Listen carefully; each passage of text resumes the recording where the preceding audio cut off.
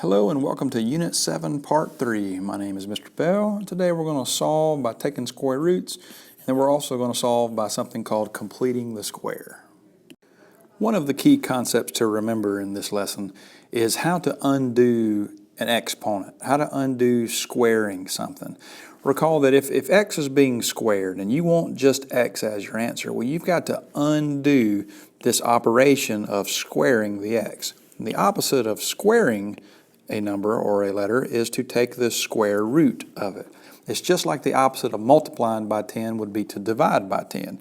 Opposite of adding 5 would be to subtract 5. Well, if you want to undo squaring something, you take the square root of it. The square root of x squared means what times itself gives you x squared? Well, that's just x. If you square root one side of your equation, you've got to take the square root of the other side. And don't forget that this provides you with two possible answers. The square root of 16 is either a plus 4 or a minus 4. Both of those solutions, when squared, will give you a result of 16. Here we have the quantity x plus 2 all squared is equal to 9. And let's see if we can solve this thing for x. Well, recall that one of the things I need to do to get x by itself is I need to undo this squared that's around this entire binomial here so that I'm able to work my way to get x by itself. Well, just like on the last slide, the opposite operation of squaring is to take the square root. They cancel each other out and you're left with just the x plus 2. If you square root the left side of this equation, you got to be sure to square root the right. The square root of 9 is two things. It's plus or minus 3. So that being said, we're going to set up two equations to solve. One where x plus 2 is equal to 3, and the other one where x plus 2 is equal to negative 3, because this represents two possible solutions. Solving the one on the left, you'll subtract 2 from both sides, leaving you with an x value of 1. That's one of my solutions. On this one, you'll subtract 2 to both sides again, leaving me this time with negative 3 minus 2, which is a negative 5.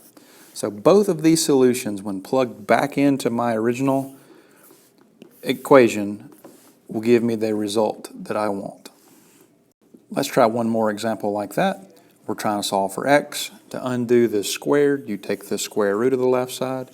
The square root of x plus 5 squared is just 1x plus 5.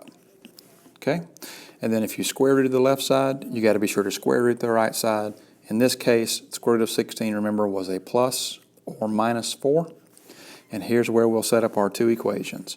X plus 5 could be equal to 4, and x plus 5 could be equal to negative 4, satisfying both possible solutions. On this left equation, we'll subtract 5 to cancel it from both sides, leaving me with x equals negative 1. And the right equation will subtract 5 again. This time, though, negative 4 minus 5 gives me a result of negative 9. On this slide, we're being asked to complete the square to solve.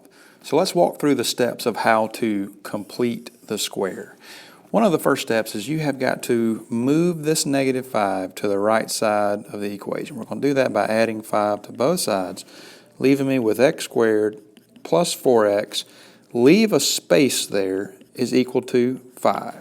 Reason being is I'm fixing to do something mathematically to create a perfect square trinomial so that I can solve this quadratic just like we did on the last two examples.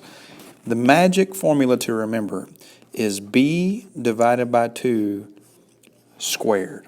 Okay, so what I'm going to do is I'm going to take my b term, in this case it's a 4, divided by 2, square it.